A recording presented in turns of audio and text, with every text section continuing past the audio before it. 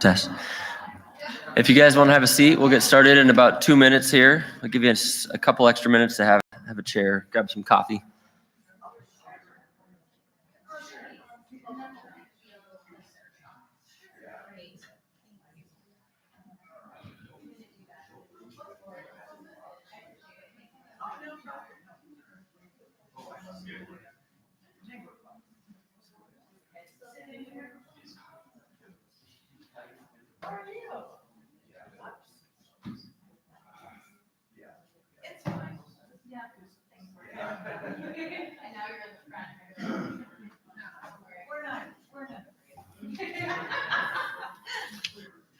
All right, everybody, I appreciate you coming in. I'm going to just give Hillary a brief introduction in here and let her take it away.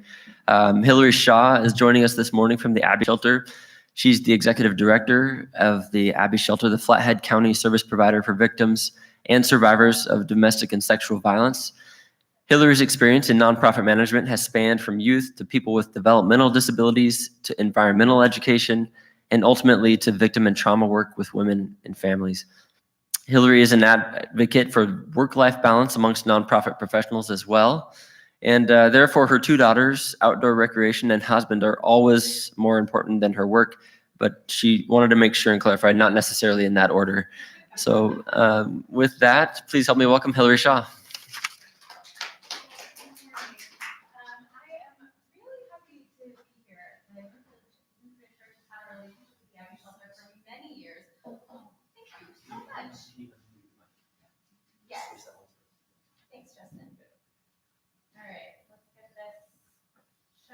Road. Testing, 1, 2, 3. All right. Thank you. We are ready to roll. As I was saying, Northridge Lutheran Church has had a relationship with the Abbey Shelter for many years.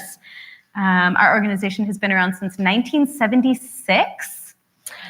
And I'm so pleased to be here with you. First of all, I apologize for missing my session 2 weeks ago. I hear it evolved into some meaningful discussion, and I am very glad. Sometimes we just need that natural space, but I still feel sheepish about it. So thank you for forgiving me. It is church. So we got that going for us. So this is what today is going to look like. Even just the conversations I've had already this morning, I wish we could talk for hours because the issues of domestic violence, they overlap and cross over with so many other issues, even the ones that you guys are talking about.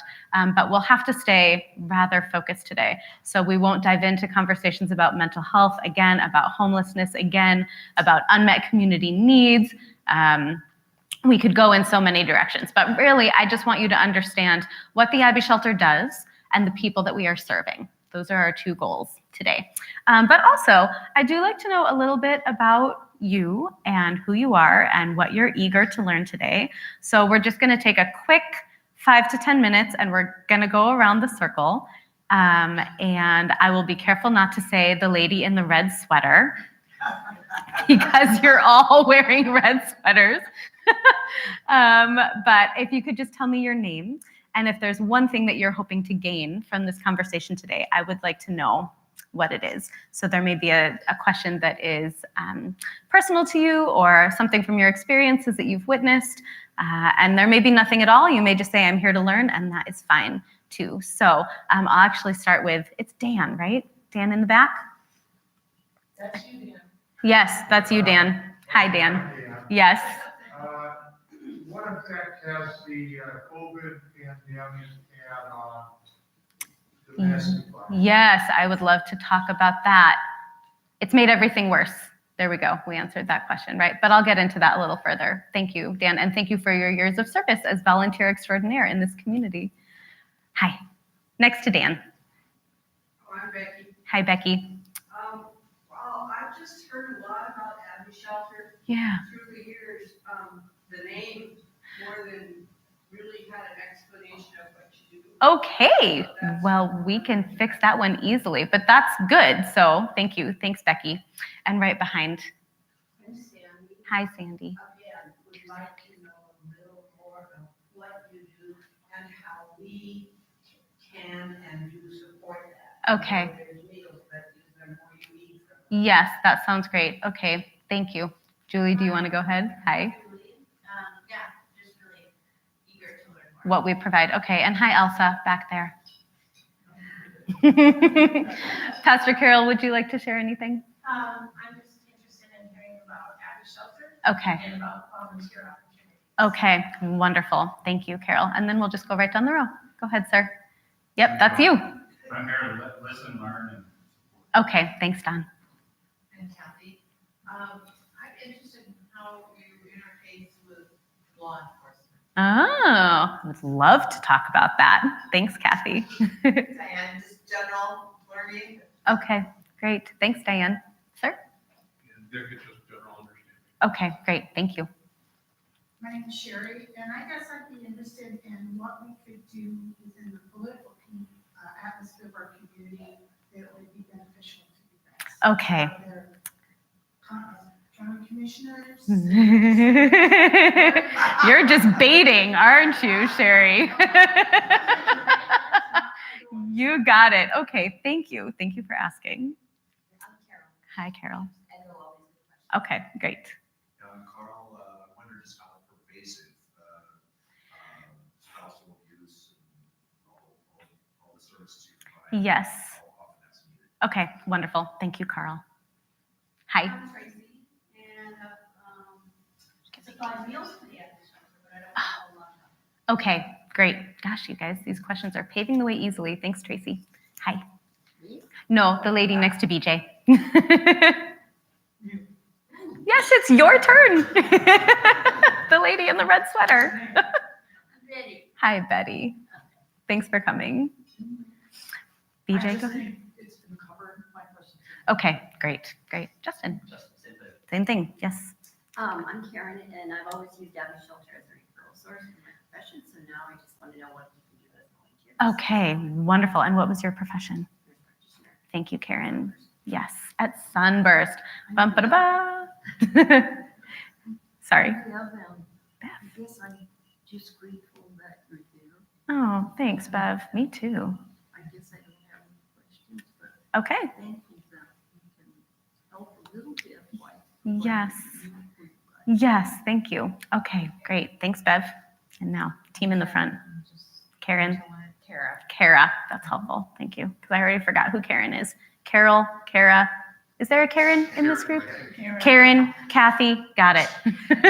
Sandy. I'm Sandy. I'm curious as to when the clients come to you. Like, I know I was involved in San Diego in some research when mothers only really left a situation when their children were starting to exhibit behavior. That is one of the big motivators. Yes. Okay. Thanks, Sandy. We'll get to that.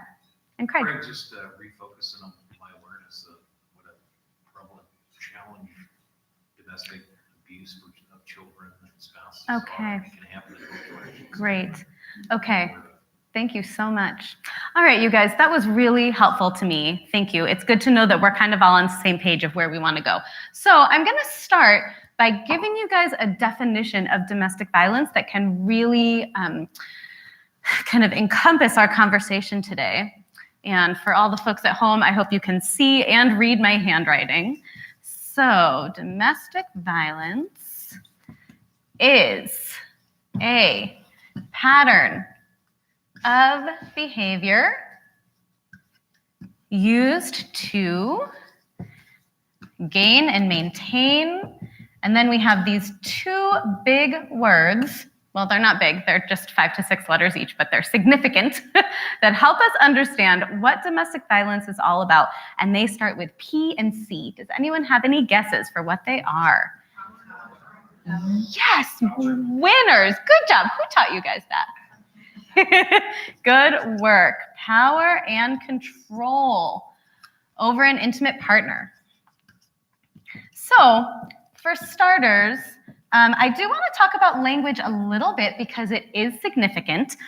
I use the term domestic violence to describe any type of intimate partner violence, but out there in the larger national community, intimate partner violence is more of the phrase that we are using. But you guys may notice sometimes Flathead and Montana is a little bit behind. It takes us a little while to catch up. And so the term spousal abuse, we don't use anymore because we know that domestic violence occurs between people who aren't spouses. We know it happens with folks who are unmarried. We know that it happens in the LGBTQ community at the same rate as the heterosexual community. Another reason why I don't like saying intimate partner violence is it shortens to IPV, and I think that that sounds like a virus. And so I just say domestic violence. But when we're talking about domestic violence, that's also encompassing sexual violence, dating violence for teens, human trafficking. It's just really a catch-all term. And it's all referring to violence in intimate partner relationships. So not so much to the abuse of children. I would use the term family violence for that. In about 50 to 60% of domestic violence homes, the children are also being abused. So that's about half.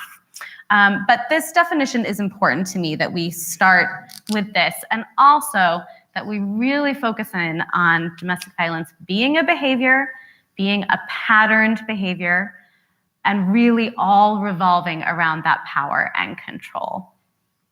Domestic violence impacts 1 in 4 women in their lifetime, and that's at a physical level. So it is incredibly prevalent for women. I use the phrase, it's part of the narrative of women, really. And so I do just want to name, when I talk about domestic violence, I know that it's a story that's real for us, the people who are sitting in this room and our families, right? So you guys may notice I talk about this topic quickly and you might say academically, but I want you to know that the heart is there. And if at any point the content of this discussion is triggering or uncomfortable for you, please make sure you do whatever you need to take care of your own comfort and your own health, right? We're here on a Sunday morning, we're here to learn, we're not here to ruin our day or our week with thoughts that are really painful for us. So feel free to leave, feel free to seek comfort from a friend or someone trusted here in this community. So we'll start with that. The next thing that I really want you guys to know about domestic violence behavior is that it exists on this continuum. So continuum of DV. And a continuum is just a teaching tool, my favorite teaching tool, to help us understand a behavior that starts small and escalates over time. So we're not talking about a bell curve. That would also apply in a different discussion. We're not talking about a spectrum. We're talking about how domestic violence behavior starts down here with emotional abuse. And these numbers are just arbitrary, but they're helping us understand what's going on, right? Here at 4, it escalates to verbal abuse. At 7, it moves to physical abuse, which could also include stalking, which could also include sexual violence in the home. And then, not often, but we see it happen in our community. Up here at 10, this is as far as it goes, right? Is a domestic violence related homicide. So there are a couple things with this continuum that are really important to understand how domestic violence works. Number 1, we usually see it or witness it or may become aware of it where on this continuum? At 7, right? This is when a community typically starts to notice. And therefore, the significant teachable moment from this continuum is that when we finally become alerted to domestic violence in our families or friends or community, there's this whole history here. There's this whole culture, there's this whole dynamic in the family that has been existing for a long time before we actually see it. Another thing that we're understanding here is that so I use the term abusers to describe people who are abusive in a relationship. In the movement, the term that is becoming more popular is people who choose to do harm. Isn't that really interesting? I just want to say a quick word about it, again, because language is important. The reason why we use the term people who choose to do harm is we're seeking to humanize those who are abusive, right? But I also want to tell you, I did a presentation recently at the Recovery Center Montana, which is an inpatient, it's in Hungry Horse. It's a 30-day facility for women who are struggling with addiction. And 100% of that crew is a survivor of domestic violence. When I told them that new term, they did not like it. And they did not find it in any way necessary to humanize the people who had abused them. So I will say abusers are people who choose to do harm. I don't know why my movement chooses really long phrases for everything we're trying to describe, but I guess we're all verbose. Maybe that's it. So anyways, folks who choose to do harm will move up this continuum as far as they can justify. So they will be as violent as they can justify. So for a church community, this is significant because many people who are grounded in a church community don't believe in physical violence. So they won't be. But the behaviors up till that point will still be extremely oppressive, extremely dangerous, and extremely violent. So threats with a weapon don't include someone being touched, but that is absolutely physical violence, right? We've worked with women who were locked in their basements, who were denied access to any family finances, so they were working to feed and clothe and care for their children on like $50 a week. There are plenty of examples of really abusive, oppressive, really terrorizing behaviors that abusers can utilize without ever having to be physically violent. So that's an important thing, I think, to say, especially in a church community. Another thing that this continuum teaches us is the importance of this emotional abuse phase. That's the beginning. That's the grooming, in a way, is a word that you could use for that. And that's the time when the survivor's way of thinking is really shifting from the way you and I might function, where we are not suffering any perceived threats to our physical safety on a regular basis, to someone who is actively surviving a relationship that is really dangerous and oppressive. So I'm going to erase this. Is that okay? Great. I saw some of you taking photos, but I need more space. So I do want to take a few minutes and talk about what changes in the thinking patterns and the behavior patterns of the people that we serve as a result of being victimized by domestic violence. So really, this is a conversation on trauma. And in a way, I like that I'm one of your last speakers because you guys have had a lot of conversations about folks who are suffering from trauma in your communities. And this part of the presentation is tailored to domestic violence, but it can expand to anyone who has suffered a trauma. So the first thing I want to say is the trauma that domestic violence survivors are experiencing is long-term, it's continuous, it's consistent, and yet the ups and downs are unpredictable, right? So for many survivors of domestic violence, they report or describe a cycle of behavior in their relationship where there's a honeymoon phase when everything is really non-physically violent and appears to be fine. There's a tension building phase where they know that the next outburst is coming. They don't know when. And then there's an explosion phase. And after the explosion phase, there's a series of apologies. There's honeymooning, and it goes around. Are you guys with me on that one?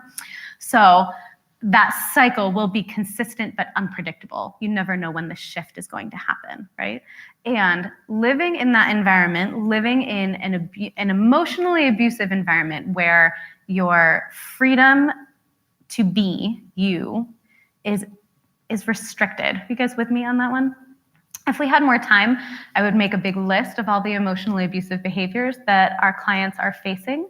But that's one of the things I'm going to choose to take out so that we have more time for other discussions. But really, on that list, we would be talking about manipulative and intimidating behaviors.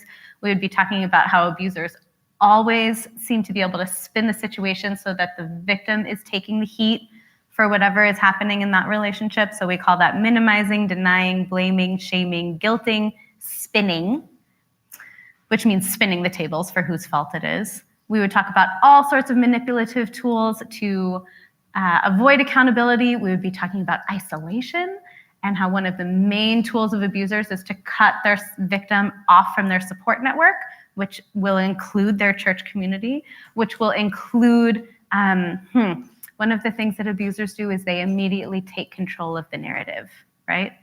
So that means when you guys are looking at a situation in your church community, the abuser will make sure that they are always front and center to describe to you what is happening, to tell you whose fault it is, and to guide the way that you should be responding, right? And it is incredibly common for churches to really be led astray in how they respond to a domestic violence relationship for that reason. We're going to talk about that a little bit more. Are you guys all doing okay? You all with me? Okay, great. And you'll notice I'm telling you who we serve, and then I will be telling you what the Abbey Shelter does, because I want those things to be in that order, right? Okay, so who do we serve? What are the impacts of domestic violence and trauma? First of all, you guys are noticing I'm saying survivors instead of victims. I'm trying to say that even for folks who are still in a domestic violence relationship, to honor the fact that those folks are surviving oppression and domestic violence in a regular part of their lives, right? Okay, so number one is a major shift and a loss of self-worth. Self-worth is pretty important for us going about our lives, isn't it? To think that we're a valuable human deserving of love, right? I have had people say to me, Hillary, I just don't think domestic violence would ever happen to me. I think I'm too confident. And that's a very misled perspective, right? There are some abusers who specifically seek out partners who are incredibly vulnerable, but not all. So a loss of self-worth is a byproduct, is a consequence. It's a symptom of domestic violence. It's not a cause, right? So that's very important to remember. And I don't want to spend too much time on this, but if you just take a moment and think of any incident in your life where someone was mean to you in an unjust way, they degraded you, they minimized your intelligence, they ignored you, they were unreasonably hostile to you, and just the way that takes a toll, the way we need a couple days and we really need to seek out the company of people who love us to recover. Is this kind of ringing a bell? And that's just one incident from someone that we may not have a close relationship with, right? And so just considering the impacts of daily, regular, degrading, and really silencing, like having your voice taken away by the person who's supposed to be your loving, intimate partner, the way that changes the way we think about ourselves, right? So sometimes I call emotional abuse the phase of Operation Destroy Self-Esteem, right? And good abusers, not good ones, skillful ones, I just need to get back up here. So good abusers, they know this, and they will not move past 3 or 4 on this continuum until they know that this is done, because they know that confident partners leave their abusers, right? So this phase is very important for creating a dynamic in a relationship where the survivor is going to be trapped. Are you guys with me on that one? Okay, great. Any questions? Okay, number 2, normalization of violence. So anytime something is changing very slowly and gradually, we don't really notice that it's changing, right? We don't notice that our kids are growing. We don't notice that our hair is graying. We don't notice, we don't notice that it's getting darker every day until all of a sudden it's dark when we wake up, when it's been happening in 2-minute increments every morning, right? So this normalization of violence is very key to helping us understand why there are so many people who we work with where that first incident of physical violence happens, and it's not even really that first incident, can I just tell you, because really that can happen very slowly. It can be a quick restraint or a quick shove. Actually, for many of the people that we work with, it's not until the first time that they are strangled by their partner, where all of a sudden they say, how did I even get here? How did this even happen? When there's this whole, this could have been years, right? And it's moving so slowly up the continuum from the beginning till this point of real danger. And we didn't even notice, right? So that's this normalization of violence. One of the most common tactics for domestic violence is isolation, as I've mentioned. So if your abusive partner is controlling all the people you engage with, it is likely that they will only let you engage with other people who are abusive, right? Meaning all your friends and family, all the women in your life are being abused by their partners. So that will also really normalize what you're seeing, right? The people that we serve in shelter, they think that all men are abusive, all of them, when it's actually only 3 to 5% of the population. Isn't that interesting? So they think that those of us who are happily married as advocates, we married the last ones. There's no more. So this normalization of violence is a really key piece to understand how the people that we are serving, what their way of thinking is. You guys with me on those? Okay, great. So number 3, trauma on the brain. So this could be its own presentation. And I hope some of the things that I mentioned will feel relevant for your mental health presentation that you guys had a little while ago. But, excuse me, to be very brief, the way a trauma survivor's brain functions is not the same as our non-trauma brains. So all of us as humans, we're very lucky to have a prefrontal cortex, which is where all of our executive functioning lies, right? Logic, judgment, reasoning, emotional regulation, short-term memory, all the things you would need to figure out how you're going to leave an abusive partner, right? However, when you are under a constant perceived threat to safety, this part of your brain is not what's needed. It's your brainstem back here. It's your fight, flight, freeze, faint, feign. It's the emergency center, right? It's the part that controls your adrenaline and your cortisol and makes you ready to survive an instance of violence, right? So the brain isn't exactly like a muscle where if you use this all the time, it gets stronger, and if you use this less of the time, it gets weaker, but it kind of is. The neurons that fire together wire together, right? So the more your frontal lobe gets used, the stronger it becomes.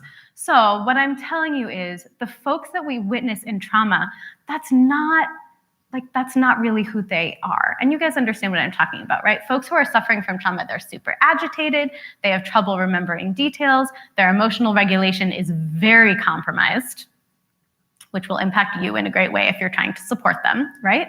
And that's not them, like that is their brain, right? You guys remember that ad from Nancy Reagan in the 80s about drugs, and it was like, this is your brain, and here's the egg, and this is drugs, and here's the oil, and this is your brain on drugs. Sizzle, sizzle, sizzle, right? Which I don't know about you, but that had a very, its intended impact was realized for me. I was terrified of drug use because my brain would be like a sizzling egg, so I guess that's a bonus.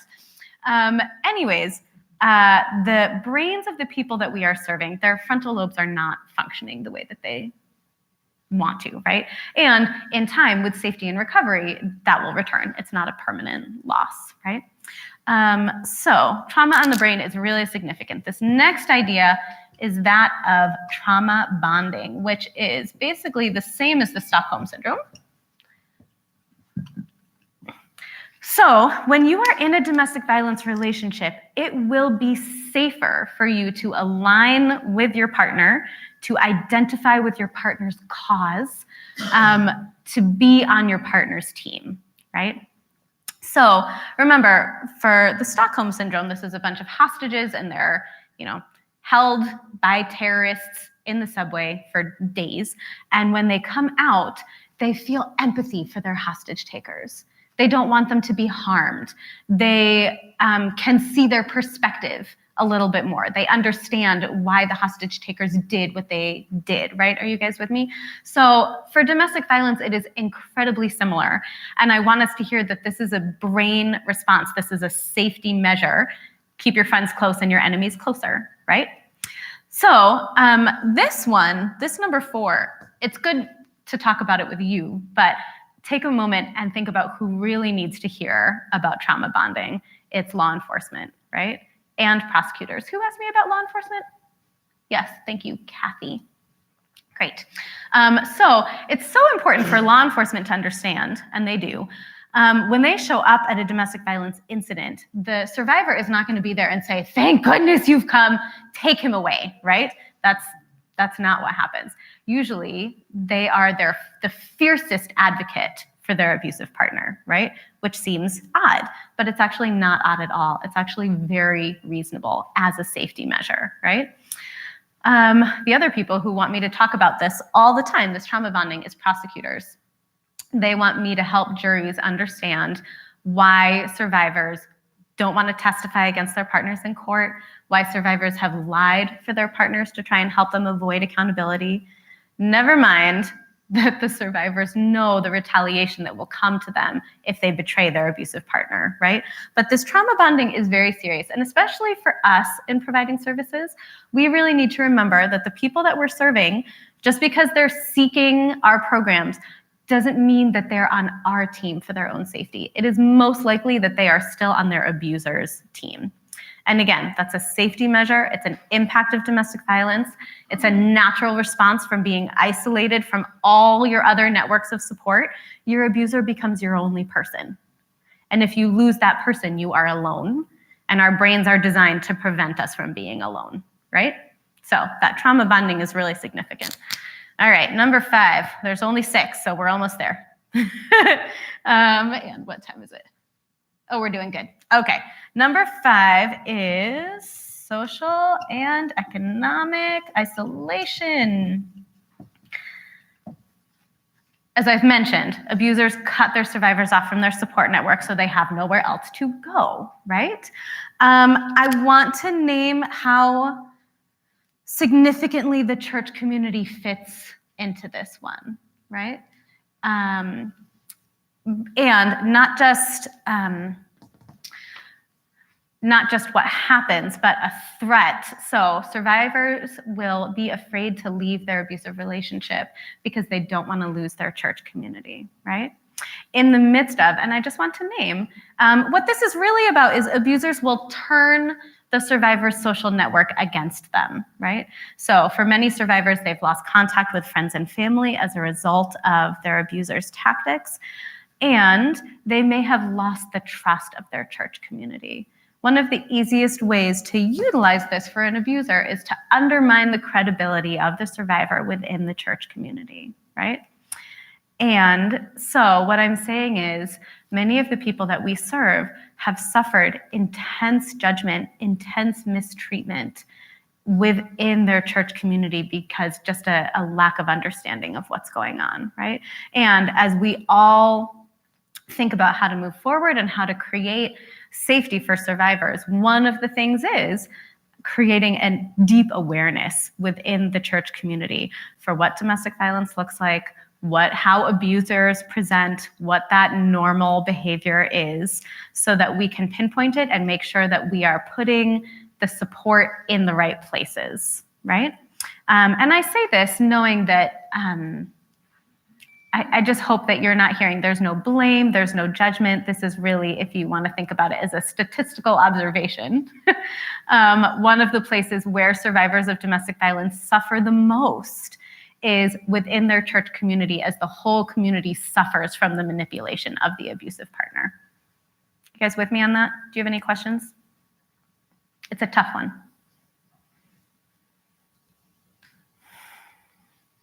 Okay. Yes. Certain churches say a Christian couple would never get a divorce or anything like that. And Yes. Kind of stigma. Yeah. Yes. Carl, that's such a big one. Thank you. So many church communities, and again, it depends on the beliefs, it depends on the rules, but for some, divorce is not an option, which can be incredibly dangerous for the survivor, right? The idea that the man is the head of the household and in charge of the money and family decisions and all of that. Yep. Is got to be very enabling. Yes. So when those gender roles have an intensive inequality, those can create huge barriers to safety for survivors, right? So the Faith Covenant Presbyterian Church over by the East Side Brick Building, they have a domestic violence ministry. which is really a beautiful thing. And it serves a segment of the population in a way that we could not provide services, right? Because it's a very Christian specific. They provide a support group and a children's program and some one-on-one mentoring, and it's really a beautiful program. And as a result of their domestic violence ministry, as a result of providing non-judgmental support to survivors, encouraging survivors to do what they need to do to be safe, they've been branded as the divorce church, right? Which is pretty fascinating. And if you guys want to explore ways to dig in more to a domestic violence ministry, really, they could be the people who you can talk to. They've taken their program somewhat national, and it's in other states, and it's really a wonderful thing to watch. And the relationship between the two of us is also something that I really treasure. So yes, the stigma against divorce can be really big, but really there's just a huge barrier. I'm sorry, tell me your name again, Sherry. The gender role piece of it is so significant. I've been talking about this a lot lately, especially with folks contemplating prevention with young boys. The prevention work with young boys is the link between masculinity and violence, masculinity and using power over others. That has to be disproved of. And that's not the culture that we live in. And so that becomes pretty tricky, right? And within the church structure, that idea that masculinity gives you the right to hold power over others and to use violence to maintain that power structure, that's what needs to be undermined, right? And I think that sometimes the churches don't necessarily encourage violence, but I think that the fear of losing your power, the natural fallout of that, especially for men, sorry guys, is violence. Yes. Anger and Well, violence. and encouragement versus condoning, right? Or just turning your face the other way, or just those subtle little microaggressions, right? Yeah, thanks, Sherry. Yes. Okay, so number 6, and again, this is a new addition for me since I started going to Recovery Center Montana and engaging more closely with the women there. So loss of healthy coping skills. And actually, it's not skills, it's resources. When we are having a hard time in life, we exercise, we seek the support of friends, we read, we seek information, we seek engagement. In an isolated relationship in domestic violence, all those things are no longer options. And so many times, the only accessible, available, and in some ways acceptable option will be alcohol and drug use. Are you guys with me on this one? So what I'm saying is when you've essentially lost everything, you're living in like a shell of a life that is dictated by this person who is oppressive and violent to you. To put it plainly, when I contemplate that, I can completely understand how the survivors that we work with would fall into addiction, right? It is a coping skill. It's not a moral deficiency, right? And yet it serves as a huge barrier to accessing services, including with us. We can't take folks who are actively using into our shelter, which is a communal living environment with a bunch of other traumatized women and kids there, right? Which is why in the next 5 years, we will move in the direction of relocating our shelter and building a big fancy new one, and it will be apartment units, right? So that folks who are actively using can come and have safe housing with us without negatively impacting the other people around them as much. Wish us luck. Right? So this piece is really important to understand. And this whole list, therefore, I'm going to get out a new color marker. So this list answers the big question about domestic violence that everyone wants to ask me when they find out the work that I do. Oh, Hillary, thank you so much for your important work in the community. Just be a tiny bit or a lot bit patronizing. We're so glad that you are helping those women. But what I just don't understand is, what's the big question? Yeah, why don't they leave? Why do they stay, right? So This question, answering this question, is the most important part of any presentation that I have to offer, and I want to say a couple words about it. First of all, they don't leave because of all these reasons. They don't leave because the dynamic that their abuser has created traps them in the relationship, physically, economically, spiritually, psychologically, emotionally, all those ways, right? Another reason why they don't leave is leaving your abusive relationship escalates your risk of homicide by 75%. So to remove the math, what I'm saying to you is it is so much more dangerous to leave your abusive relationship than it is to stay. Every time. And that elevated level of danger stays increased for up to 2 years. So it takes survivors of domestic violence an average of 8 times to leave before they stay gone, because there are so many barriers to safety set in their way every time they try and go. And one of those barriers may be a lack of support from faith-based community, or from community in general, or from parents and friends and family, because it seems that those bridges have been burned, right? But it's the abuser who burned them, not the victim, right? So when I talk about, like, Hillary, what are the barriers that you face in the community? You know, what can the community do? I would love to be like, oh, yes, we need diapers, we need shampoo, which, by the way, we don't ever need any shampoo. We always have so much. But what we really need is a community that understands this. And it takes at least a half an hour to talk about it. Isn't that interesting? So what I need, like, what's my big question is, like, how can I explain this to someone in, like, a chairlift ride? Like 4 minutes, even 5. And I haven't figured it out yet, but if any of you guys do, there's a lot of smart brains in this room, so y'all let me know. But really, when you think about what you can do in this community, understanding this is one of the things. The next thing that I want to say about this question, why do they stay? Why don't they leave? I want us to understand that this is inherently a victim-blaming question, right? It's asking the survivor to explain and justify why the abuse has continued, why it continues to move on, right? Why it doesn't stop, as if there's anything the survivor could be doing to make it stop, which, believe me, they are trying everything and nothing works, right? So inherently, it's a question that pulls the spotlight away from the person who is choosing to do harm and puts it directly on the oppressed, on the person who's suffering, and asks them to explain why their relationship is like that when they're not doing anything different from anything you and I are doing in our relationships, right? They're trying to figure it out, they're trying to seek resources, and their abuser is putting up barriers in front of all those systems of support.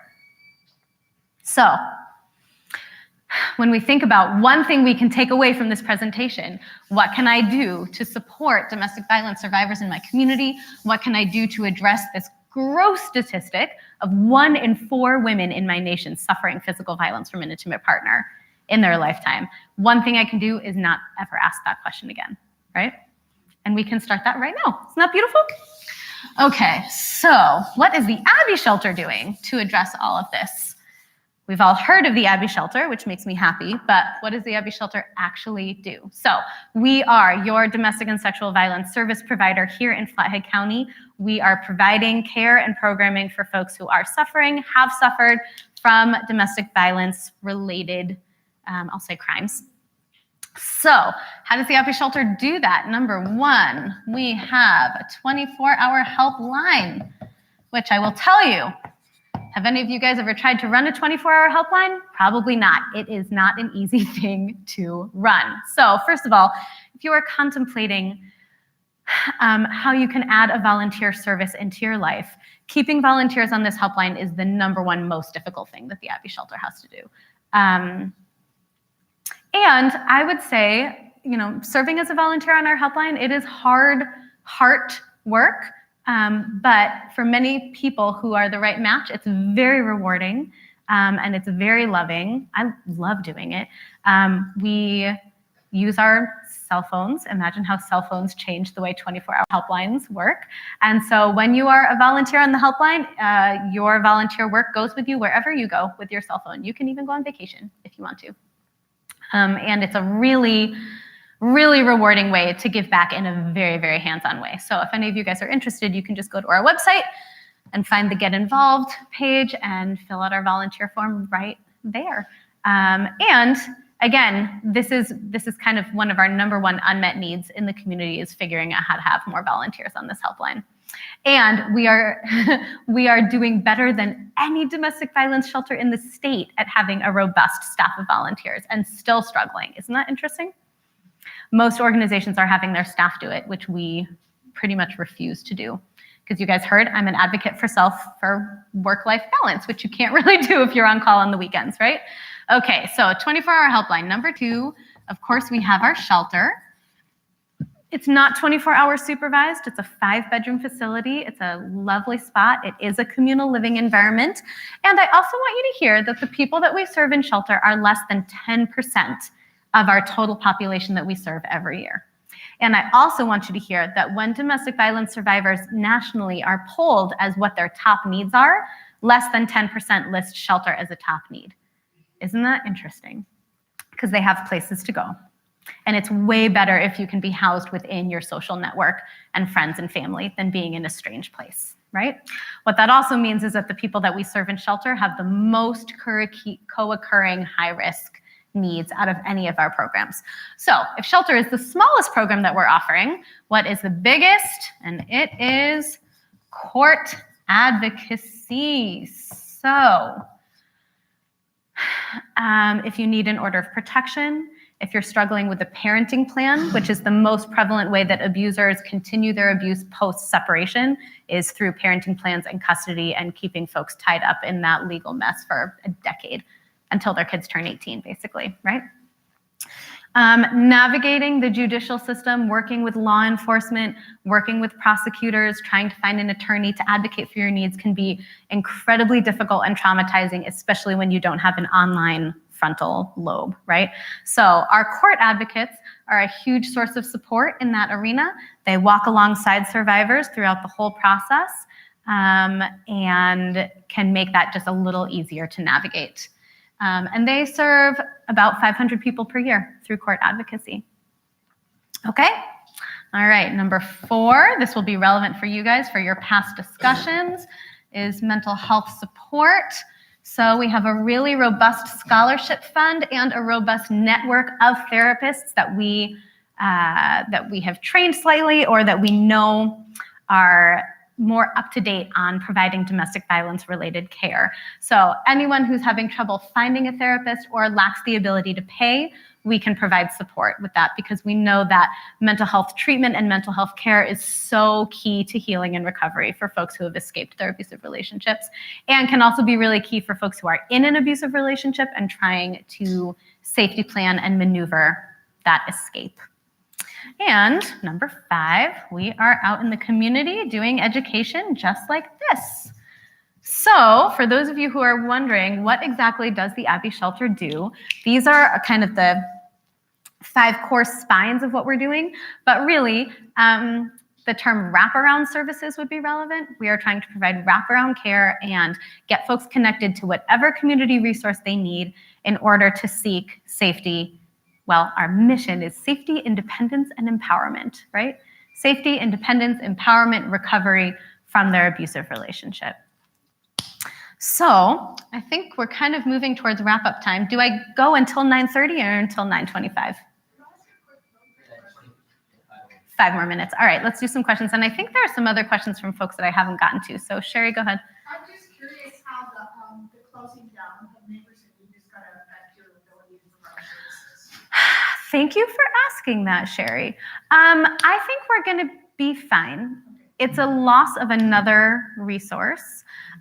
So folks, whenever community resources shut down, Sunburst shutting down, Neighbors in Need shutting down, there's not enough treatment options for folks struggling with substance use disorder and addiction, there are not enough therapists, there are not enough family law attorneys, which is shocking, but there just are not enough. That always trickles down to impact our clients in a very severe way. And our organization is resilient and creative, and we have to find a solution. So, I mean, honestly, what that probably is going to look like is, instead of us calling Neighbors in Need, we're going to call you and say, we're working with a client who needs new tires. We're working with a client who needs to replace the locks on her house. And it will be a logistical hurdle for us, but it's going to be okay. And it means that we'll have to work harder to pursue our one-on-one relationships with the churches who used to be involved. I feel sad, but I understand why Neighbors in Need moved in that direction. Justin? There was an article about childcare resources. Yes, thank you. So when I think about the unmet needs for the clients that we're serving in our community, I just want to tell you what they are as you kind of have your finger on the pulse, or as you're trying to pay attention to what all those top needs are. So there's not enough therapists, there's not enough family lawyers, and there is not enough childcare. So I know that this is an option that you guys are considering, and I just want to tell you how fantastic that is. The lack of childcare is such a huge barrier to safety. Actually, there was an op-ed, is that what you're referring to? Great, I'm glad that you guys read that. So when survivors can't find childcare for their children, they can't leave their abusive relationships, right? And even after they leave their abusive relationships, if they have no one to care for their children, they can't work. And that's a huge economic barrier, right? And right now there are just simply, I mean, it's a childcare desert is how we're referred to, right? And it's a huge problem. So, you know, as church communities or any member of the community contemplates, what can we do to fill gaps? What can we do to give support? You don't have to reinvent the wheel, right? The needs are already assessed. The gaps are already there. It's just about determining which gap is the best match for you to fill, right? So thanks for that, Justin. What other questions did I miss? Yes.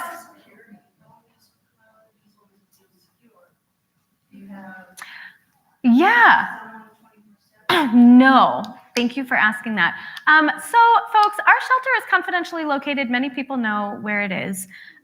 Most abusers do not attack shelters, to put it plainly. So in the next 5 years, our shelter will be moving, and we will most likely move downtown and no longer be confidentially located.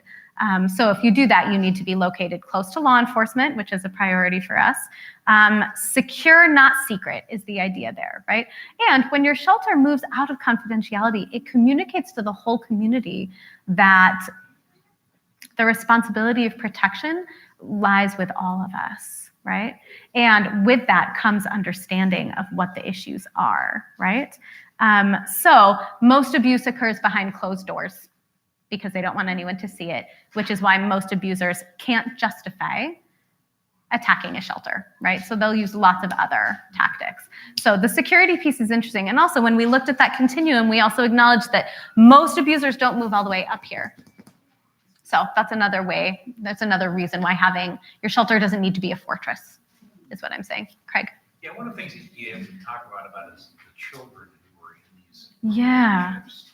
And one of the things that Sandy's research that I read spotlighted was that individuals who have been in abusive relationships are like 100 times more likely to be perpetrators of that kind of violence in their future. So, it just seems like certainly we have to take care of the spouse that's in this abusive relationship. Yes, but what about the children too? Yeah, I can answer that quickly, and it will be the last question. Abusive men, about half of them grew up in homes where they were exposed to domestic violence, which is not a statistically significant number, right? And another thing I would say is for kids who are exposed to domestic violence, the number one protective factor is the mother. So when you support the mother, you support the children.